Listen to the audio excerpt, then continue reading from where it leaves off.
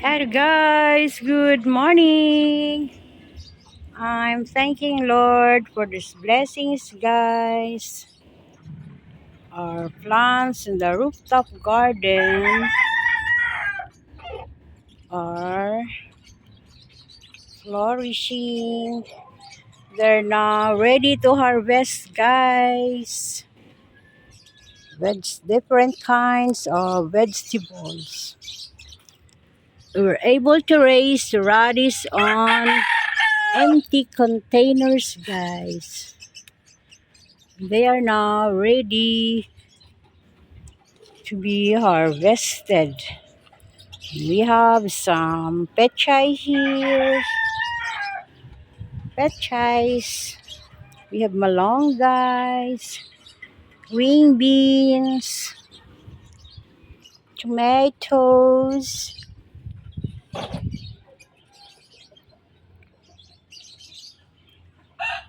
onions, turmeric, kangkong,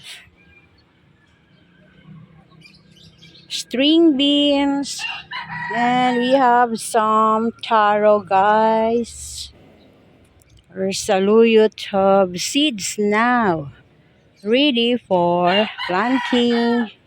And we have lemongrass, maybe onions on pet bottles.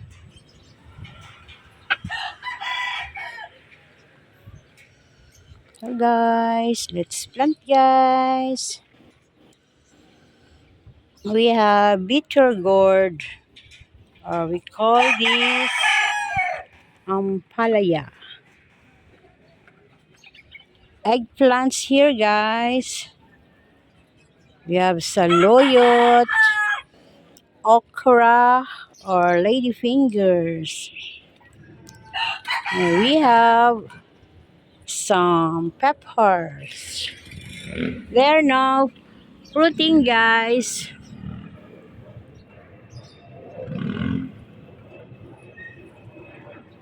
And we have squash.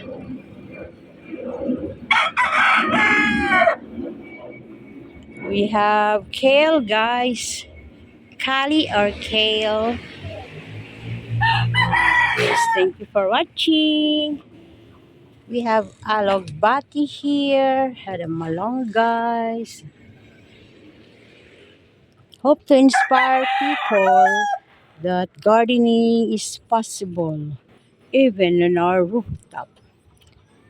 And using those recycled materials, empty containers and gallons. I've even used rain gutters, guys, as our planters. Thank you for watching. Hope to inspire everyone.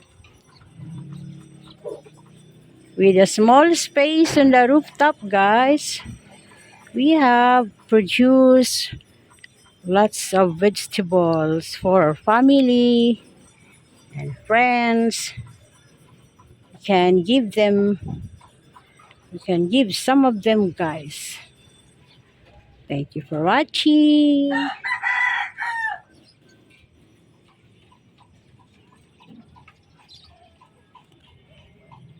Da-da-da-da-da. Hope you enjoy watching our simple rooftop garden.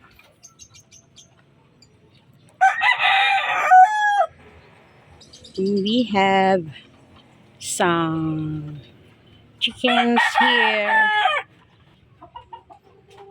Can have free eggs, guys, with those female chickens. Knock knock. No eggs today. These are the female chickens, guys. These are just some. And we have the other cages. Any egg? Knock knock. No eggs today. Yeah, stay healthy. How about you, Hattie? Any eggs?